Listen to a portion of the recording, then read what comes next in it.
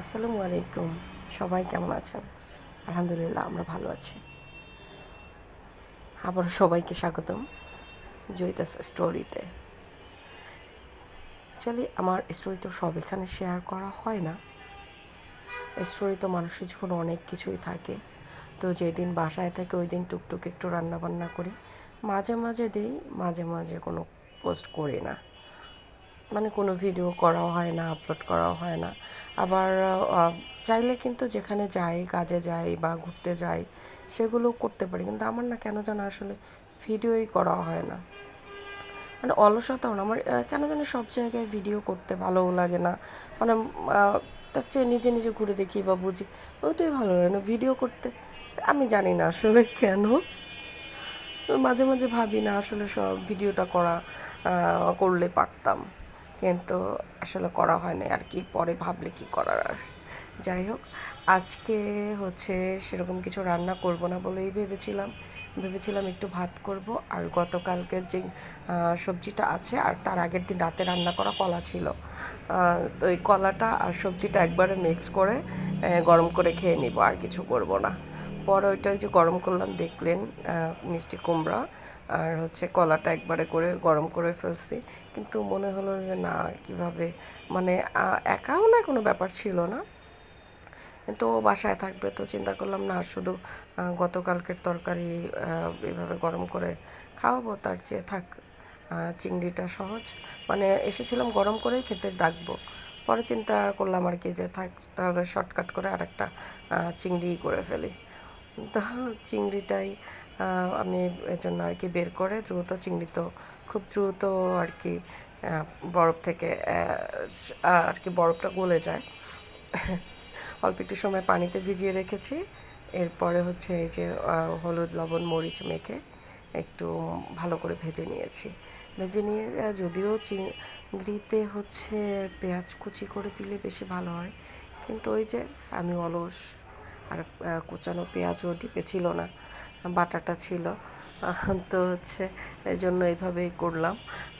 তো তেল, ওই যে মাছটার মধ্যে তেল ভেজেছি, সরি, যে তেলের মধ্যে মাছ ভেজেছি ওই তেলের মধ্যে হচ্ছে পেঁয়াজ বাটা দিয়ে দিলাম। একটু বেশি করেই দিয়েছি আসলে, চিংড়িতে একটু বেশি করে মশলা দিয়েছি যেন মশলাটা দিয়ে ভাত খাওয়া হয়। ঝোল তো আর করব না, তাই তো দেখলাম যে তেল একটু কম হয়ে যাবে, তাই আর একটু তেল দিয়েছি। দিয়ে এর মধ্যে হচ্ছে লবণ, হলুদ গুঁড়ো আর মরিচ গুঁড়ো দিয়েছি, দিয়ে ভালো করে নেড়ে নিচ্ছি। নেড়ে মানে মশলাটা একটু কষিয়ে নিব, মানে পেঁয়াজ হলুদ এগুলোর গন্ধটা চলে যাওয়ার জন্য। তো ওর মধ্যেই করব কি, আমি একটা টমেটো একটু ছোটো করে দিয়ে দিলাম, যেহেতু চিংড়িও অল্প, একটা টমেটোই দিলাম। আর মশলাটার সাথে একটু টমেটো, চিংড়ির সাথে একটু টমেটো হলে ভালোই লাগে।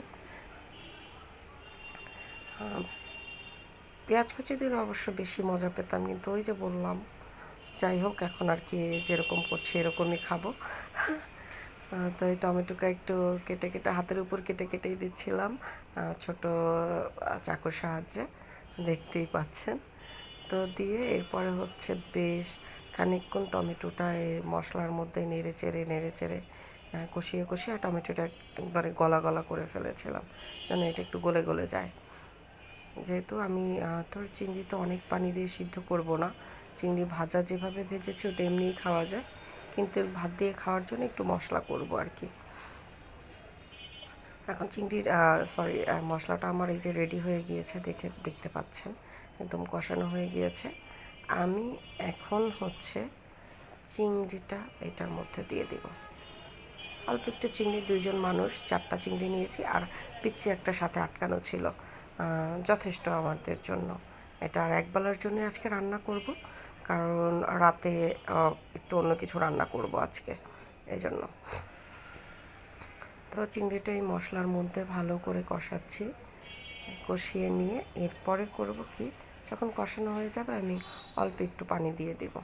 এই পানিটার মধ্যে একদম মশলাটা কষিয়ে মাছটাও যতটুকু যা সেদ্ধ হওয়ার হয়ে যাবে, মানে আমার মানে রান্নাটা কমপ্লিট করব এই পানির মধ্যে সিদ্ধ দিয়ে। তো আমি করছি কি, এটা এভাবে রান্না করতে বসিয়ে দিয়ে আমি ওইদিকে ভাত তো আগে নিয়ে গেছি, প্লেট টেলেট সব আবার মানে খাওয়ার আগে তো একবার আবার শুধু পানি দিয়ে ধুয়ে নিয়ে যাই, ধোয়া প্লেটও। তো ওই প্লেট ধুয়ে নিচ্ছি, পানি টানি রেডি করছি টেবিলে, পানি রেডি করছি। আর এদিকে হচ্ছে এটা রান্না হয়ে যাবে অল্প একটু সময়ের মধ্যে। তো খাবার প্লেট টেলেট রেডি করে ভাত টাত রেডি করে তারপরে আমি হচ্ছে এটা নামিয়ে নিয়ে যাব।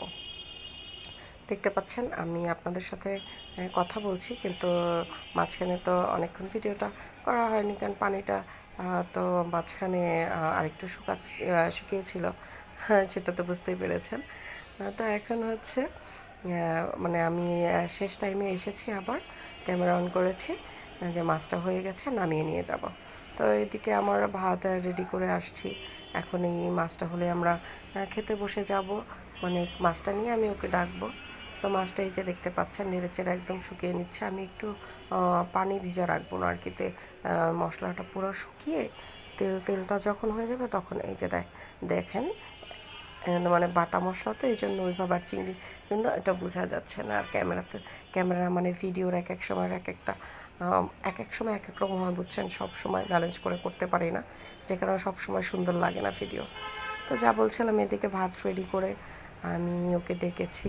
আর এখানে গতকালকে যে ভর্তা ছিল ওইটা ভর্তা করা ছিল, ওই ভর্তার কিছুটা ছিল ওইটা, আর ওই যে সবজি গতকালকের ওইটা গরম করে নিয়েছি। আর চিংড়ি দিয়ে দুপুরের খাবারটা খেয়েছি। চিংড়িটা বাটা পেঁয়াজ হলে কী হবে, বেশ মজা হয়েছিল। তো খেয়ে আমরা একটু রেস্ট নিচ্ছিলাম। এরপরে হচ্ছে আসর আজান দেওয়ার সময়, মানে আসর আজানের পরে উঠে গিয়েছি, মানে একটু শুয়েছিলাম, এমনি ঘুমাচ্ছিলাম না, তো একটু ঘুমাচ্ছিল। আমি নামাজ পড়ে উঠেই ওকে ডেকে বললাম নামাজ পড়ো, আজান দিয়েছে, আমি নামাজ পড়েছে, তুমি পড়ে নাও। এটা বলে ও যখন উঁচু করতে নামাজ পড়তে গেলো, আমি এদিকে দোয়া কালাম যা পড়ার পড়ে ভাবছি যে ও নামাজ পড়তে পড়তে আমি একটু খাবার বানাই, যেহেতু বিকেলে আছি আর জেগেও আছি, বাইরেও নাই, তো টুকটাক একটু খাবার খাই। তো পেয়ারাটা বের করে হচ্ছে ওই যে একটা মাছি দেখতে পাচ্ছেন না, কথার মধ্যে কথা বলি, বাসায় কেন জানি অনেক মাছি চলে আসছে, এইগুলাকে মানে ধাওয়াও পারি না, সব এভাবে মানে গরম জিনিসও সবসময় এবার ঢেকে ঢেকে রাখতে হয়। তো যাই হোক, এরকম মাছি দু একটা দেখা যায়, আবার হাতের উপর এক একটা মাছি পড়ে যায়, আবার কিছুক্ষণ চলে যায়, কিছুক্ষণ অনেক থাকে, কিছুক্ষণ চলে যায়, আমি জানি না কেন। কেউ ওই মাছি তাড়ার উপায় জানলে জানাবেন।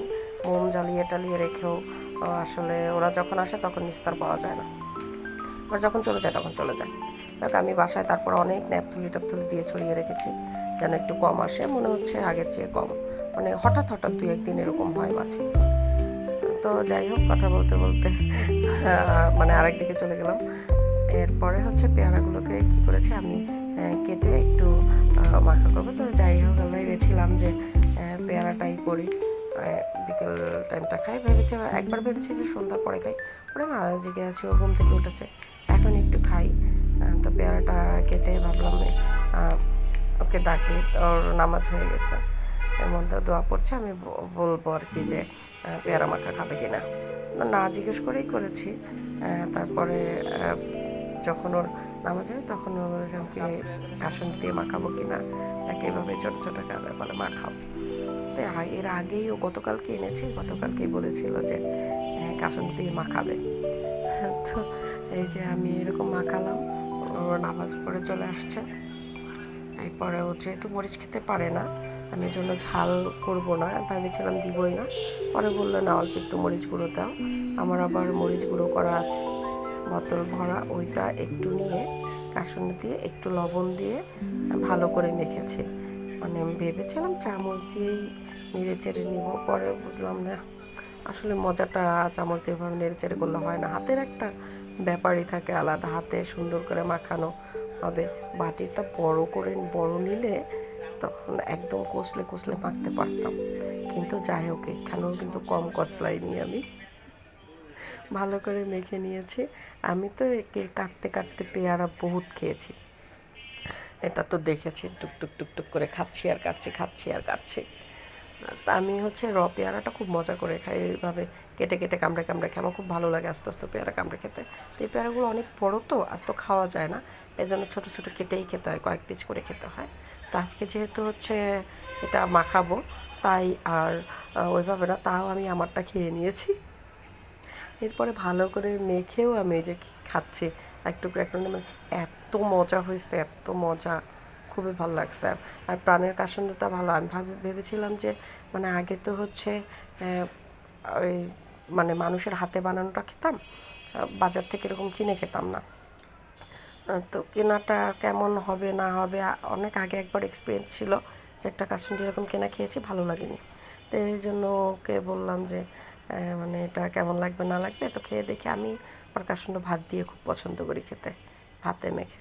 যাই হোক, খাওয়া স্টাইল দেখতেই বুঝছেন, চেটে পুটে খাচ্ছি।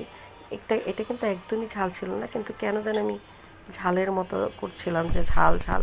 এরপরে বললো চলো ছাদে যাই, ছাদে গিয়েই খাই আর বাইরে একটু দাঁড়াই। তো আমরা ছাদে গিয়ে পেয়ারা খাচ্ছি, আর হচ্ছে ও আমার কিছু হাঁটার টেকনিক শেখালো।